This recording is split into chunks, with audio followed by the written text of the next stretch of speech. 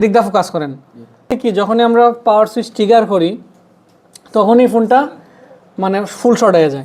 পাওয়ার switch trigger করার পরে আবার মাঝে মধ্যে দেখা যেতেছে 70-80 উঠতেছে, আবার মাঝে মধ্যে ট্রিগার হয়ও না, এরকম একটা সমস্যা। তো আমরা কি করলাম, আপার লোয়ারটা সেপারেট করলাম, করার পরে আমরা primary voltage VDD main check দিলাম যে আমার চার্জিং আইসি এবং চার্জিং আইসি যে বিপিএস যেটা আমরা এন্ড্রয়েডে বলি, বিপিএসটা আমার পাওয়ার আইসি পর্যন্ত যায় কিনা, দেখলাম যায়। এখন আমার চেক কি দরকার, বাক ভোল্টেজ তৈরি করে কিনা, আমি দেখলাম বাক তৈরি করে না। এখন তারপরে কি করলাম যে আমি একটা চিরুনি অভিযান দিই যে কোন কোন ক্যাপাসিটরগুলো দুনো পাশে বিপ দিতেছে এবং যেখানে জিআর 00 দুনোখানে দেখায়। তখন আমি এই পিসটায় যেটা আছে, এই পিসটায় আমরা যে আপার সি প্রসেসরের পাশে, আইফোনের এই প্রসেসরের পাশে যতগুলা ক্যাপাসিটর আছে আমি চেক যে কোনো শর্ট পাই নাই। তখন আমি কি করলাম যে নেন্ডেরও তো কিছু ভোল্টেজের লাইন আছে, মানে স্টোরেজের লাইনগুলো চেক দিতে গিয়া এখানে দেখা গেছে যে এই কি আছে, এই যে স্টোরেজ, এই স্টোরেজ ন্যান্ডের পাশে যে ক্যাপাসিটরগুলো গেছে ন্যান্ডের ভোল্টেজের লাইন, যেমন এই পাশে এই ক্যাপাসিটর দিয়ে আপনার এই আইসির মধ্যে কত ভোল্টেজ 2.63 ভোল্টেজ এখানে ঢুকে। এখন আমি এই ক্যাপাসিটরগুলো থাকে পেস্টের ভিতরে, কিসের ভিতরে, পেস্টের ভিতরে। যেমন এই পেস্টটা আমি সরাইলাম, এই যে কালো কালো পেস্ট দেখা যায় না, এই পেস্টগুলো সরাইলাম, সরানোর পরে দেখলাম এই ক্যাপাসিটর এখন জিআর মাপতে গিয়া দুনো পাশে বিপ দেয়, দুনো পাশে বিপ দেয়, কিন্তু বিপ দেওয়ার সাথে সাথে আগে রিডিংটা চেক দিতে হবে। এখন রিডিং গিয়ে চেক জিআর চেক দিতে গিয়ে দেখি কি এখানে 00 দেখায়, দুনো পাশে 00 দেখায়। এখানে আমি ডায়াগ্রামে গেলাম, গিয়ে দেখলাম যে আসলে এখানে কত টাকার কথা, যেহেতু এখানে ভোল্টেজের লাইন, আমি বলছিলাম যে প্রসেসর বাক লাইন ব্যতীত অন্য কোনো লাইনে আমার মিনিমাম 250 থেকে 300-র মাঝামাঝি একটা জিআর থাকবো। তারপর আমরা ডায়াগ্রামে দেখে কনফার্ম হই, বিট মেপে গেলাম, যাওয়ার পর এখানে আমরা দেখলাম কি এখানে 443 টাকার কথা। ঠিক আছে, এই জিনিসটা জুম করে দেখাইবা, 443 টাকার দরকার। তাহলে এখানে 443 আমরা পাইছি, পাই নাই, কত পাইছি 00, তার মানে এই লাইনটা শর্ট। এখন এখানে যদি এখানে দেখেন এই ক্যাপাসিটরটা টাচ করছে, এখানে কয়টা ক্যাপাসিটর, 1টা 2টা 3টা, দেন আরও নিচের দিক দিয়ে অনেক ক্যাপাসিটর টাচ করছে। এখন শর্ট বলতে কি ক্যাপাসিটর শর্ট না, কারণ এই লাইনটাই পুরা শর্ট। এখন এই লাইনটা শর্ট হওয়ার পেছনে কী কী কারণ হতে পারে, এখানে অনেকগুলো কয়েলের মধ্যে যে অনেকগুলো ক্যাপাসিটরের মধ্যে যে কোনো একটা ক্যাপাসিটর শর্ট হইতে পারে, অথবা স্টোরেজটা নিজে শর্ট হইতে পারে, অথবা এই দিক দিয়ে পাওয়ার আইসি আছে, পাওয়ার আইসিও শর্ট হইতে পারে।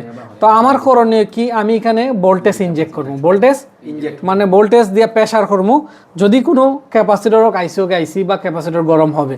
ঠিক আছে, এখন এখানে কতটুক ভোল্টেজ আমি এই জায়গাটার মধ্যে টেকনিশিয়ান বা অনেক নতুন যারা আছে তারা ভুল করে, যেমন এখানে 4 ভোল্ট ঢোকাই দেয়, কিন্তু আসলে এখানে 4 ভোল্টের লাইন যদি হয় তাহলে আপনি 4 ভোল্ট ঢোকাইতে পারবেন, কিন্তু এখানে কত ভোল্টেজের লাইন আগে এটা আপনার মানে দেখতেই। তাইলে আপনি কোথায় যাবেন, এই যে ইনপুট আউটপুট ভোল্টেজ আছে না, এই ভোল্টেজের মধ্যে গেলে দেখেন এখানে আপনার দেখাইব কি যে এটা কত ভোল্টেজের লাইন, এখানে কত ভোল্ট 2.63। তাইলে আমি এখানে 2.63 না 2.50 লাগাই।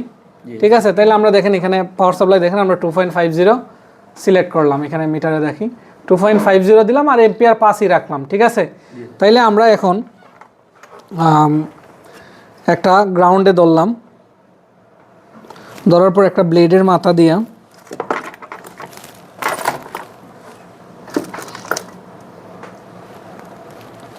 পজিটিভটা কোন জায়গায় ধরবো, যে জায়গায় ক্যাপাসিটরের শর্ট, এই ক্যাপাসিটরের এই মাথায় শর্টটা, এই মাথাটা পজিটিভ তার কথা না, আমি ক্যাপাসিটরের এই মাথায় পজিটিভ ভোল্টেজ ধরবো, কত 2.50 এইভাবে না,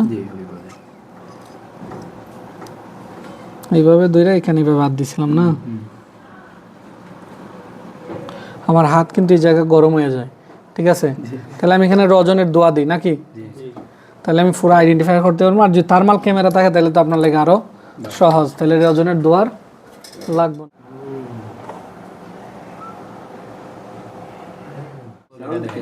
ঠিক আছে, তাইলে কত ভোল্টেজ দিলাম 2.50 হয়ে গেছে। তাইলে কোন ক্যাপাসিটরটা শর্ট, কালো জইছে এটা শর্ট, তাইলে আমরা এটার এখন রিমুভ করে দিই নাকি।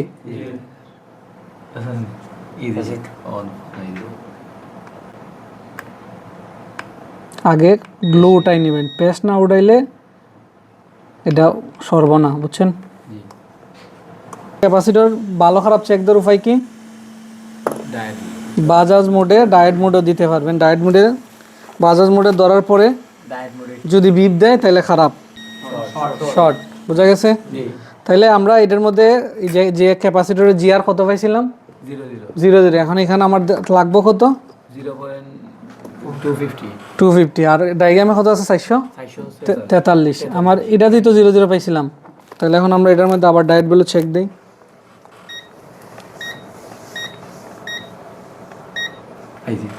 ঠিক আছে, তাইলে আমরা এখন কত আইছে এই পাশে 437 এখন ঠিক আছে। এখন আমরা দেখবো যে আমার ফোনে এখন চালু হয় কিনা। ঠিক আছে,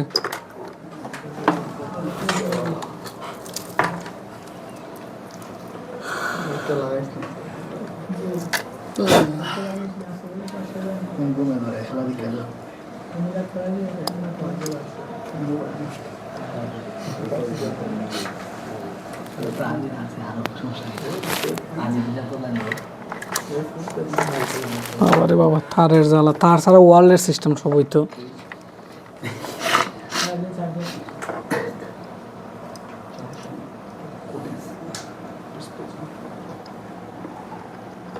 মামা তুমি গ্রাউন্ড লাগাইও আর আমি সুইচ দিব এখানে, আর অন্য কোনো জায়গার যাতে টাচ না হয়। পাওয়ার সাপ্লাই তো 2.5 হইছে, তো এটা কইবা না।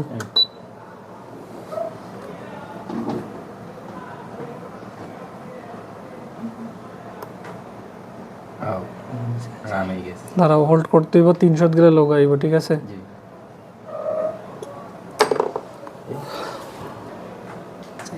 300 গেলে লোক আইব। এখন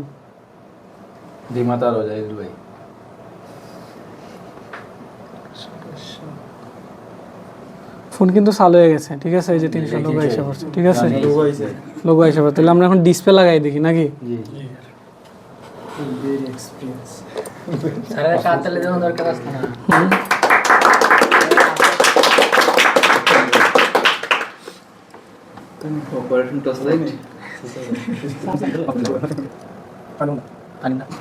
আচ্ছা আচ্ছা, কথা কম।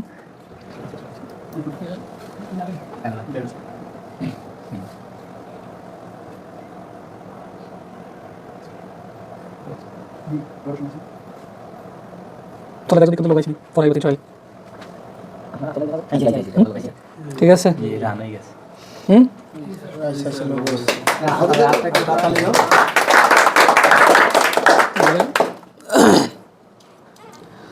তাহলে আইফোনটা আরএফ বোর্ড ওকে ছিল। ঠিক আছে, সমস্যা কোথায় ছিল?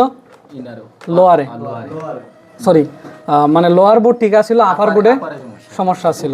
আর আপার বোর্ডটা খালি কিসের জন্য? ফোনটা চালু, এখানে এর মধ্যে স্টোরেজ, এটার মধ্যে মানে সিপিইউ, এটার মধ্যে পাওয়ার আইসি, এটার মধ্যে গ্রাফিক্স আইসি।